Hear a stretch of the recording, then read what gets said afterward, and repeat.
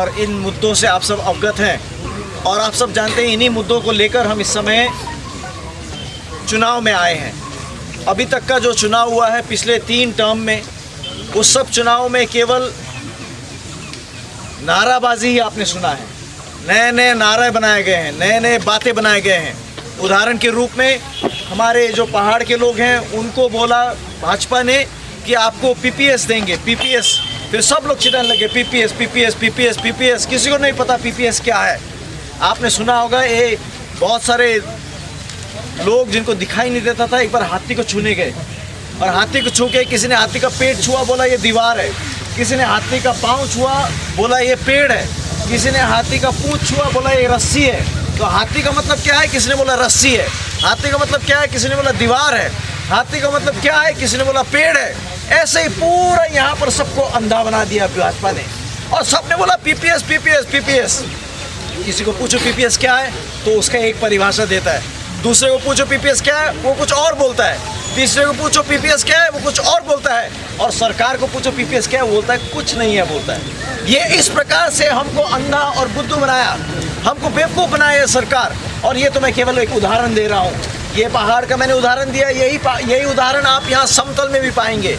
यही उदाहरण आप पूरे देश में पाएंगे। पूरे देश में उन्होंने कहा कि हम 2 करोड़ नौकरियां बनाएंगे। कहाँ है? मैं तो देखता हूँ हमारे जवान लोग बेरोजगार होते जा रहे हैं, बेरोजगार होते जा रहे हैं। रोजगार नहीं है, शहरों में दौड़ के जा रहे हैं, शहरों में छोटे छोटे काम करते हैं। शहर को मैंने भी नज़दीक से देखा है। मैं देखता हूँ हमारे इतना खुला बगानों में से हमारे बच्चे लोग जाते हैं, हमारे लड़का लड़की लोग जाते हैं। और दिल्ली में, मुंबई में, बेंगलोर में इतना छोटा छोटा कमरा में जैसे चूहादानी जैसा कमरा में रहते हैं। मालिक का गाली सुनते हैं रोज और उसका कोई सिक्योरिटी नहीं है, क्योंकि मालिक उसको किसी भी दिन लात मार के भगा सकता है। उसका स्वाभिमान को तहस नहस कर देते हैं। ये ऐसा सरकार हमने पिछले 3 बार से हमने चुना है। ऐसा एमपी हमने 3 बार से चुना है। अपने आप को हमने धोखा दिया है और हमने धोखा खाया है। पर अब ये समय आ गया है परिवर्तन के लिए। मुझसे पहले हमारे सम्मानीय साथी समन पाठक जी ने बताया यहाँ के मुद्दे क्या हैं। वो मुद्दे आप सब लोग जानते हैं। पहला मुद्दा तो अभी हमारे सामने साथ में एक बहुत वरिष्ठ पुराने साथी बैठे हुए थे, वो बता रहे थे कि उनके वहाँ भी वो 5 डेसिमल का बात हुआ था। आपके यहाँ भी 5 डेसिमल का बात हुआ है। इतने समय से हम लोग ये ज़मीन को संभाल के हम लोग रखा हुआ है, इतने पुश्तों से हमने इस ज़मीन को संवारा है और अब इस समय ये कहते हैं कि आपको हम सिर्फ ज़मीन का छोटा सा टुकड़ा देंगे। ये ज़मीन हमने संवारा, अच्छा बनाया। ये ज़मीन जो बेकार था इसको चाय बगानों से हमने भर दिया, बस्ती से भर दिया, अपने गाँव से भर दिया। और अब सरकार कहता है कि तुम लोग हटो यहाँ से, क्योंकि हमारा पूंजीपति दोस्त बहुत पैसा लेके आया है, वो यहाँ पर होटल बनाएगा और हमको बोलता है कि तुम्हारे होटल में तुमको छोटा छोटा काम देंगे हम लोग, और बोलता है ये रोजगार है। फिर जहाँ जब बड़ा बड़ा होटल बनेगा, जब 5 सितारा होटल बनेगा यहाँ पर, तब वो टूरिस्ट लोग आएगा, आपके साथ बागान में थोड़ी देर खड़ा होगा, आपके साथ वो अपना बागान में वो टोकरी लेके खड़ा होगा, छाता लेके खड़ा होगा, फोटो खिंचाएगा। आप सबको इंसान नहीं जानवर बना देगा, क्योंकि वो ऐसा करेगा जैसे वो जू में आया घूमने के लिए। जैसे जू में जाके लोग जानवर को देखता है, वैसे यहाँ आके आपको जानवर की तरह देखेगा। बोलेगा अरे चाय बागान के लोग, फोटो खींचो इनके साथ, इनका फोटो खींचो, अरे हंसो हंसो, थोड़ा मुस्कुराओ। वो आपका दिल का दर्द को नहीं देखेगा। ये ऐसा योजना इस सरकार का है। ये 5 डेसिमल का योजना यही है। हमारे माननीय गृह मंत्री हमेशा बोलते थे क्रोनोलॉजी समझो, कहते थे, अभी भी कहते हैं क्रोनोलॉजी समझो, समझो क्या क्या हम कर रहे हैं समझो। मैं समझाता हूँ वो क्या कर रहे हैं। सबसे पहले तो आपको ज़मीन का पट्टा नहीं है, आपको बोलेंगे एनआरसी में ज़मीन दिखाओ, जाओ कागज़ दिखाओ, कागज़ दिखाओ बोलेगा। आप बोलेंगे कागज़ तो नहीं है, मगर मेरा माँ बाप यहीं रहा था, मेरा माँ बाप का ये देखो चियान इधर है, मेरा माँ बाप इधर मर गया था, मेरा माँ बाप का पसीना इधर बोला। वो बोलेगा वो पसीना वसीना नहीं देखना है, कागज़ दिखाओ बोलेगा। आप बोलेंगे कागज़ नहीं है, फिर वो बोलेगा कागज़ नहीं है तो यहाँ से हटो। ये क्रोनोलॉजी है उनका।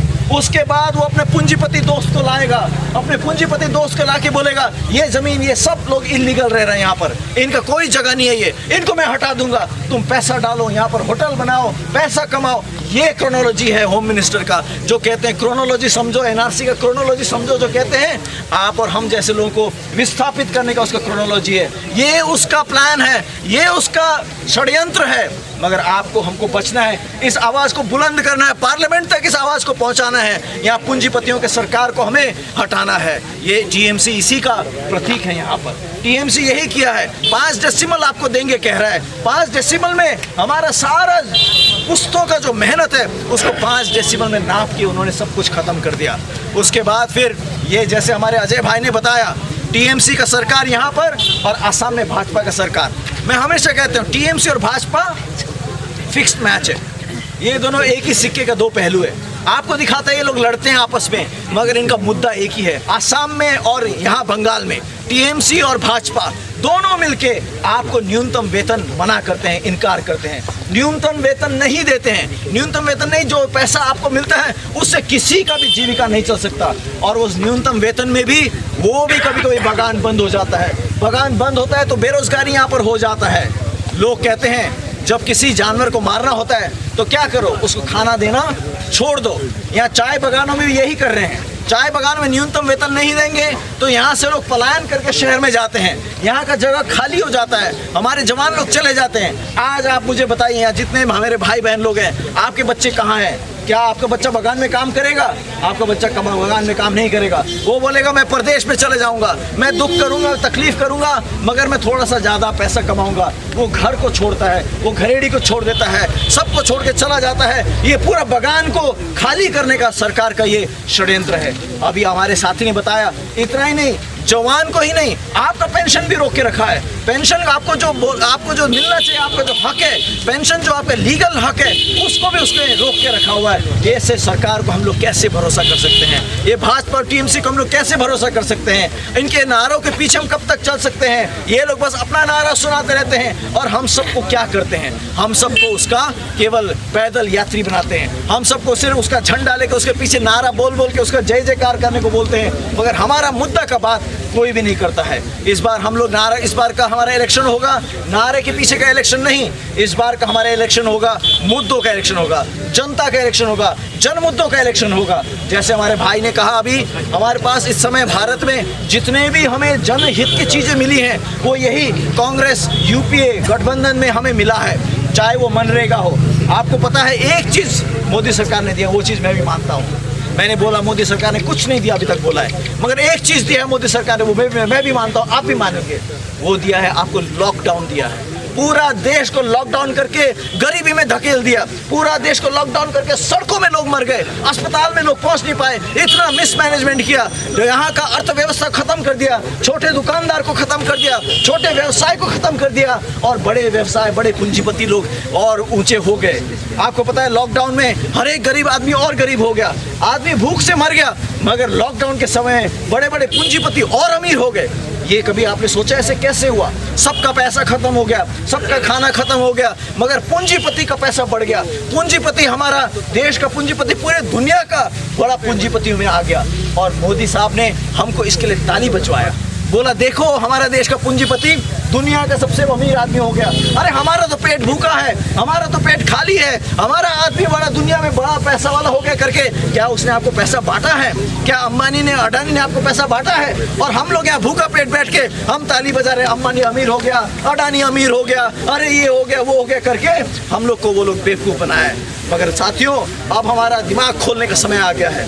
साथियों, हमारे में सोचने की क्षमता है, हमारे में क्षमता है कि हम सोच सकते हैं और सोचकर परिवर्तन ला सकते हैं। जैसे मेरे साथियों ने कहा, ये लड़ाई देश को बचाने का लड़ाई है, ये लड़ाई अपने ज़मीन को बचाने का लड़ाई है, ये लड़ाई अपने रोजगार को बचाने का लड़ाई है, ये लड़ाई अपने बच्चों का भविष्य को बचाने का लड़ाई है, ये लड़ाई संविधान को बचाने का लड़ाई है, क्योंकि भाजपा इस संविधान को बदलना चाहती है। और मैं आपको बताऊं, भाजपा के दर्शन में, भाजपा जो देश सोचता है उसमें आप और हमारा जगह नहीं है। जो ट्राइबल हैं, जो माइनॉरिटी हैं, हम लोग के लिए कोई जगह नहीं है। हम लोग सिर्फ प्यादा बन सकते हैं, मगर हम कभी भी उनके दृष्टि में, उनका भारत का दृष्टि में, सपना में हमारे लिए कुछ भी जगह नहीं है। इसलिए मोदी साहब ने कभी नहीं कहा कि तुम्हारा सपना मेरा हकीकत है। उन्होंने यही कहा, तुम्हारा सपना भी मेरा सपना है, जाओ सो जाओ, मैं भी सो जाऊंगा, तुम भी सो जाओ, मेरा सपना तुम्हारा सपना मेरा सपना है। कभी नहीं बोला प्रधानमंत्री ने कि तुम्हारा सपना को मैं हकीकत करूंगा, ऐसे कभी नहीं बोला।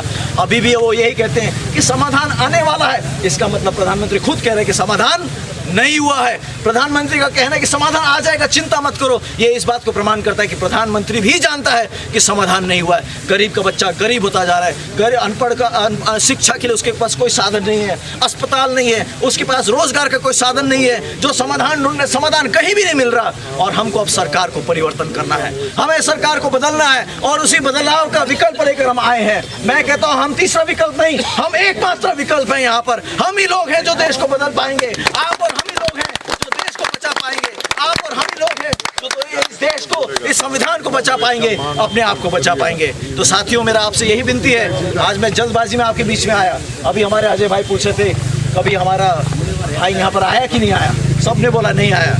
वो आके क्या करेंगे यहाँ पर, क्या मिलेगा यहाँ पर? यहाँ ना कोई प्रोजेक्ट मिलेगा, ना कुछ मिलना है, ना पैसा मिलेगा, यहाँ क्यों आएंगे? अरे आप गरीब लोग के साथ मिलके आप क्या दे पाएंगे उनको? वो तो अमीर आदमी है, उनको कुछ नहीं चाहिए आपसे और आपको भी उनसे कुछ नहीं चाहिए। मगर एक चीज़ मैं आपको आश्वासन देना चाहता हूँ, मैं भी आपके जैसे गाँव का मैं लड़का हूँ। मैं जिस गाँव में हूँ वो गाँव भी आपकी तरह आधा चाय बागान है, आधा बस्ती है और आधा फॉरेस्ट का एरिया है। मेरा गांव जो है वो भी समतल और पहाड़ को छूता हुआ एक जगह है। आपको मैं अच्छी तरह से समझता हूँ, आपका गांव मेरा गांव है, मेरे गांव में भी आपके जैसे गोरखा और आदिवासी लोग मिल के रहते हैं। इसलिए मैं गांव का बेटा हूं, आपके इस गांव का मैं बेटा हूं। चाहे मेरा गांव दूसरा है, ये गांव और आपका गांव और मेरा गांव एक जैसा है, इसलिए आपके गांव का मैं बेटा हूं। और इलेक्शन खत्म हो जाए, अब तो हम जल्दीबाजी में जल्दी तोड़ रहे हैं। मैं यहाँ आऊँगा, आपके साथ रहूँगा, आपके साथ रात बिताऊँगा, आपकी बातों को समझूंगा, आपके साथ बैठूंगा, उठूंगा, खाऊंगा, पीऊंगा और आपके मुद्दों को अपना मुद्दा बनाकर मैं जहाँ पर भी बुलंद करना हो मैं बुलंद करूँगा। आपने मुझे समय दिया, इसके लिए मैं आपको धन्यवाद देता हूँ और जल्दी हम मिलेंगे। देश को परिवर्तन करेंगे, दिल्ली को परिवर्तन करेंगे, बंगाल को परिवर्तन करेंगे, दार्जिलिंग को परिवर्तन करके हमारे लिए एक सुंदर भविष्य बनाएंगे। जोहार सभी आपको, नमस्ते।